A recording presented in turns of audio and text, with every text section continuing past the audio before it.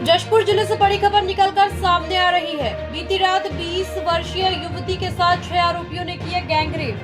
केरल से काम करने के बाद वापस बस में आई प्रेमिका को धोखे से बुलाकर प्रेमी ने दिया गैंगरेप की वारदात को अंजाम।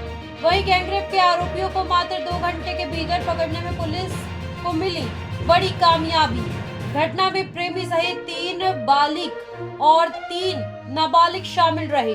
मामले की संवेदनशीलता को देखते हुए एफएसएल टीम अंबिकापुर से जांच कराई जा रही है।